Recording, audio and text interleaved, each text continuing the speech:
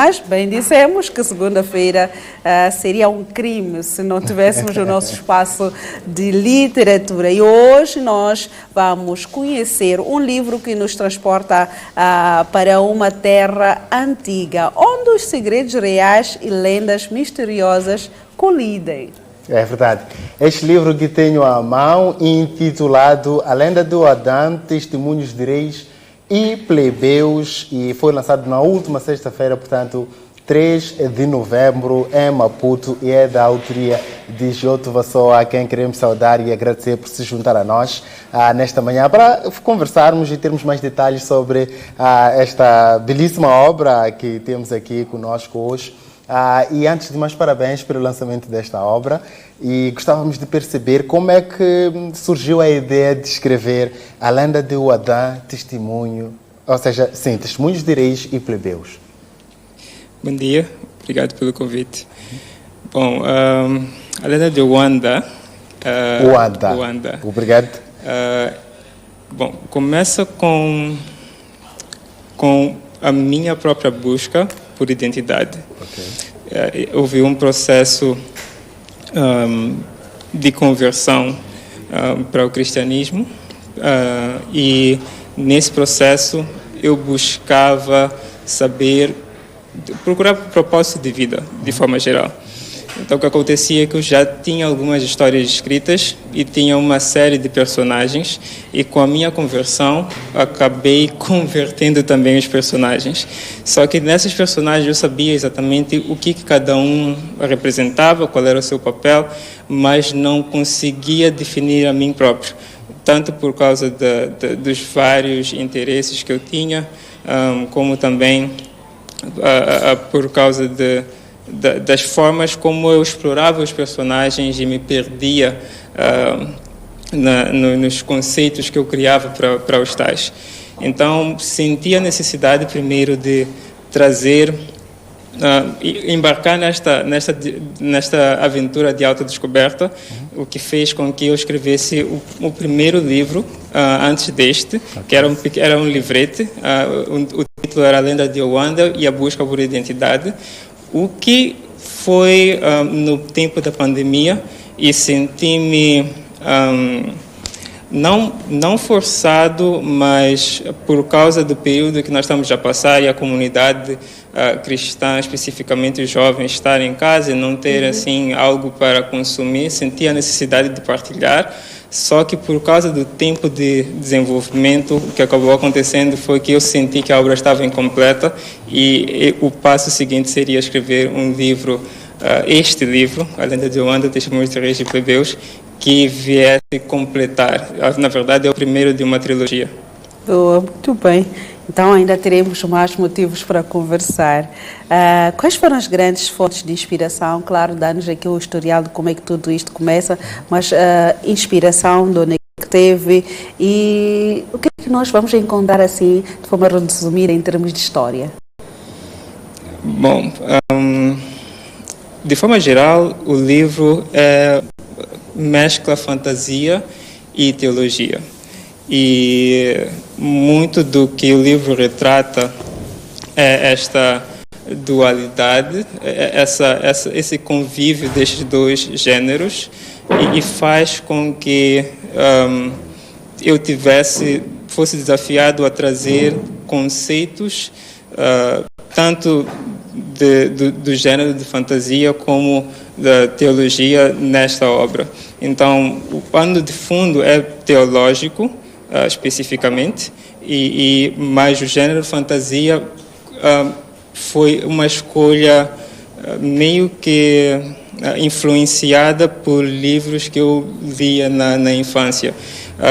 Um dos livros era a saga toda da J.K. Rowling, que era Harry Potter, são 7 livros, e mais para frente acabei lendo os livros do Dan Brown, Fortaleza Digital, Anjos e Demônios e Código da Vinci, que também formaram parte da forma como eu traduzia os conceitos que eu queria apresentar nesta obra.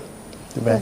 Muito bem. E como foi o processo de desenvolver os personagens que nós encontramos neste livro, pelo menos os principais, como a Almena e o Homem de Lenda? Bom, de forma geral, a ideia dos personagens era trazer conceitos, ou pelo menos transformá-los em conceitos que pudessem conversar com o leitor, para que ele não só tivesse a oportunidade de explorar e identificar-se com os mesmos, mas também que pudesse pensar nesses conceitos de forma um pouco mais profunda, que é a partir dos diálogos e das formas como os tais personagens interagem. Então, no livro nós temos alguns personagens que representam conceitos mais abstratos, como a morte, que é representada como uma entidade real. Tem a Almena em si, ela representa alguém que é fortemente amada, ou de forma mais específica representa o amor, mas ela é apresentada como alguém que sente falta de amor. Então, durante o trajeto de desenvolvimento do personagem, a ideia seria fazer com que algo que ainda não é passasse por um processo de transformação e desenvolvimento até que chegasse à maturidade do conceito que tal personagem representa. E é assim como desenvolvemos nesta obra todos os outros personagens. Tem esperança, fé e outros que creio que são úteis para a reflexão como conceitos, para que nós não fiquemos só pensar ou interagir com esses conceitos no mundo real de forma superficial. Boa, muito bem. Há algum personagem em particular que gostava que os leitores prestassem mais atenção, assim, ou explorassem com mais profundidade dentro da história? Tem a Almena especificamente. Sim. O nome Almena é derivado de Filomena, que é o nome da minha mãe. Ok. E significa, em latim, significa fortemente amada. Então, o conceito da Almena foi criado antes mesmo de eu ter essa noção da definição ou da sua origem etimológica. Ok. Então, a trajetória dela, que é a figura central, é o ponto essencial que eu gostaria de trazer como reflexão. De forma geral, todos os conceitos que são trazidos no livro vão convergir no conceito do amor, e Almena é que representa na linha de frente esse conceito. Ok. A vivência com a sua mãe, de alguma forma, influenciou para as características deste personagem? Sim, definitivamente sim. Muito bem.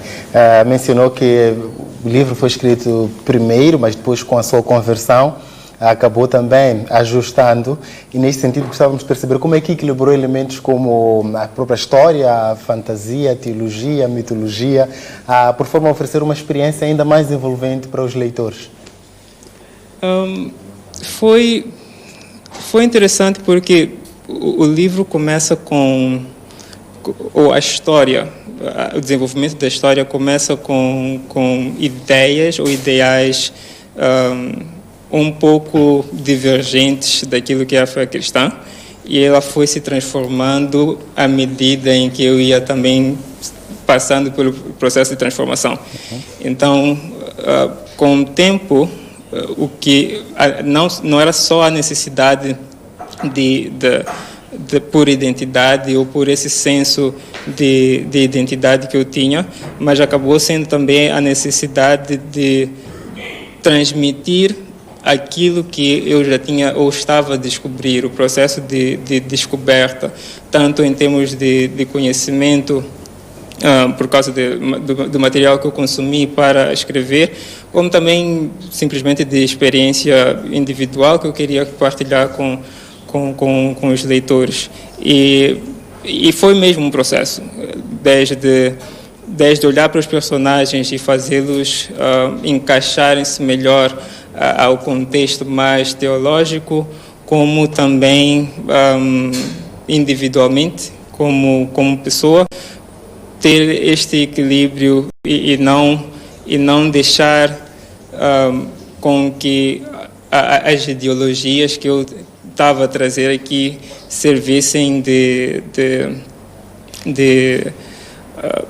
certa forma, um pano de fundo para o desenrolar da história inteira, né? Tinha de se equilibrar do sentido de existem sim esses elementos, mas precisa de existir elementos de narrativa que devem ser respeitados para que a história realmente faça sentido.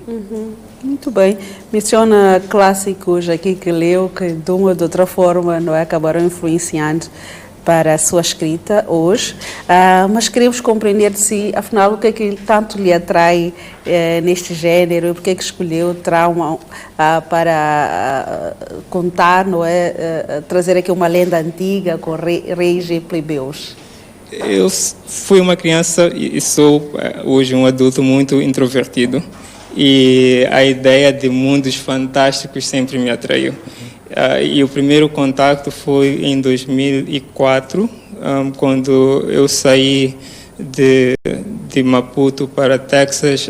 Meu pai ia fazer um mestrado lá, e quando eu chego lá, eles tinham uma biblioteca onde eu tinha acesso a esses livros. Então, um dos locais que eu ficava à espera de meu pai estar pronto para voltarmos para casa era a biblioteca.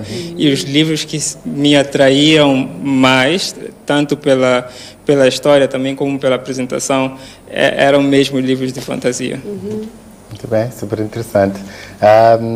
Esta não é uma obra apenas para entreter, mas também há aqui lições que os leitores poderão tirar. Neste sentido, gostávamos de perceber quais são as principais mensagens que espera que possam ser absorvidas da leitura desta obra. Vou tentar não ser muito redundante, porque já tinha mencionado a questão do amor. Sim. Mas creio que, paralelo a esta, temos também a história da redenção, pelo menos como elemento histórico e como elemento de ponto de partida moral. Existe um debate na comunidade cristã e mesmo na comunidade científica, onde se fala acerca da moral, ou da origem da moral, se ela é baseada no objeto Deus, ou se ela é mais subjetiva e algo que é concordado pelas pessoas e que foi formado com o tempo. Do ponto de vista cristão, é realmente Deus e que serve de bússola para todas as outras leis que nós temos hoje na sociedade. Então, uma das coisas que o livro busca trazer é essa apresentação de um objeto moral que é fixo, que é imutável, que é digno de apreciação e que pode servir de bússola para nós vivermos a nossa vida. Boa, muito bem. Diríamos que assim, este livro podia nos remeter-nos a um roteiro de cinema. Vimos ali o vídeo e deixou-nos com mais vontade de se calhar ver isto acontecer no futuro. Mas olhou nisto quando esteve a escrever o livro? Sim. Okay. Na verdade, inicialmente, quando eu comecei a escrever o livro, a ideia que eu tinha era em forma de sonho, era um dia poder transformar isto num filme. E foi até interessante porque nós partilhamos o trailer, que era para o lançamento, e muita gente perguntou se era um filme. E tivemos de esclarecer que era realmente um livro e que aquilo era só material de promoção, mas essa é uma das pretensões que nós temos, de um dia poder transformar não só este livro, mas a trilogia toda em filme. Muito bem, super interessante. O lançamento foi na sexta-feira, à tarde, no início da noite. Como é que foi a cerimônia e a interação, obviamente, com o público que lá esteve? Eu fui muito surpreendido pela positiva.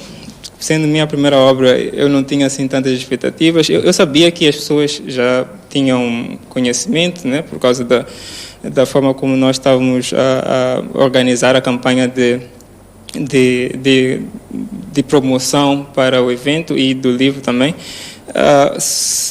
E fui mesmo surpreendido. Eu lembro-me que estava sentado na fila de frente, quando o evento começou, estava meio vazio, e eu fiquei concentrado aquilo que estava a ser a direção do evento. Lá tinha o MC que estava a dirigir o evento, e quando ele chama-me para intervir, o olho está cheio. Então aquilo deixou-me primeiro emocionado, a saber que o chamado foi atendido, o convite foi recebido e bem recebido. E, bom, como eu estava muito nervoso a princípio, mas depois houve um momento de debate onde nós estávamos era um momento de perguntas e respostas, e estávamos ali a interagir. Fiquei muito mais à vontade e foi tranquilo. Foi uma cerimônia muito bonita. Muito bem. Menciona aqui que é uma trilogia, então queremos com certeza saber quais são os planos em relação a essa obra. A continuação já começou ou ainda quer dar uma calminha e depois continua, quem sabe, próximo ou depois do próximo ano? Eu lembro que eu comecei a escrever o segundo livro no dia seguinte ao término do primeiro livro. Então, eu já estou a escrever o segundo livro. A trilogia, cada um dos livros da trilogia vai representar um conceito que é central para a história de forma geral. Os 3 conceitos são apresentados neste primeiro livro, mas depois cada um dos livros representa um conceito diferente. O primeiro livro representa a morte, o segundo livro representa a autoridade, e o terceiro livro o amor, para fechar o ciclo. Muito bem. Jota, quem é seu primeiro leitor? Meu pai. E neste sentido, há muita exigência, tendo em conta que ele também é escritor. Como é que têm sido as vossas discussões? Eu, neste momento, estou a morar em Ambane, Tofo, e eu recordo-me que a primeira interação que eu tive com ele em relação ao livro foi ao telefone. E eu estava meio nervoso porque, bom, meu pai é alguém a quem eu admiro bastante e que quero sempre poder fazer o melhor para também ter um feedback positivo, né? Sim. Naturalmente. E eu recordo-me que no dia em que eu liguei, estava muito nervoso a explicar a sequência toda, porque existe... do meu lado existia a expectativa, não a expectativa, mas o receio de que ele tinha uma certa expectativa em relação a mim, em relação à obra, mas ele deixou-me muito mais tranquilo falando acerca do seu próprio processo criativo. E isso refletiu-se bastante também na forma como eu estava a escrever a obra, porque, de forma geral, literatura, existem, sim, regras que fazem com que uma obra seja mais completa, mas uma das coisas que ele disse-me foi que nós somos livres para escrever e organizar a coisa, dando a nossa própria personalidade, colocando nossa própria personalidade no livro. Então, deu-me muito mais força para não ter receio de me colocar no livro como Giotto e não apenas como para responder à expectativa de terceiros. Boa, muito bem. Mencionou aqui clássicos como grandes referências e diz que teve quase muito tempo para ler esses clássicos e oportunidade, obviamente, nem todos têm esta continuidade ou esta oportunidade de poder ler. Agora, a nível local, nacionalmente, também tem grandes referências que, de alguma forma, acabam influenciando para o estágio da escrita que atingiu. Bom, meu pai é o primeiro. Eu tenho o Mia Couto. Eu gosto muito da forma como ele escreve. Ele é muito conceitual. Eu tendo a ir mais para uma escrita mais conceitual, mais ligada a significados duplos, triplos e simbologia. Eu sou muito atraído por simbologia. Então, Mia Couto definitivamente. Pô, Muito bem. Bem, vamos deixar outras perguntas para uma outra oportunidade, já que diz já estar a escrever, não é, no próximo livro. Então vamos esperar, mas com certeza até lá ainda teremos matérias por abordar. Queremos agradecer a sua presença aqui no nosso espaço de literatura. Parabéns pela obra e até uma próxima oportunidade. Muito obrigado, eu que agradeço. Ficou para trás o nosso espaço de literatura. É mais um escritor com quem nós conversamos e esperamos que a sua história, mas que acima de tudo o conteúdo do livro possa lhe atrair para a aquisição.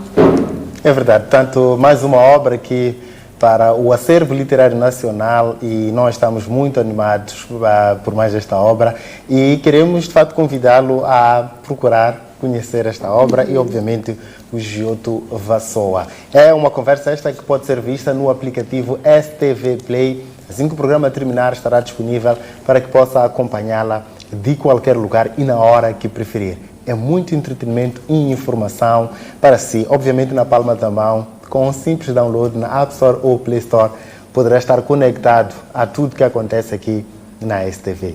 Para já, vamos a um brevíssimo intervalo. Voltamos com muito mais para si. Até já.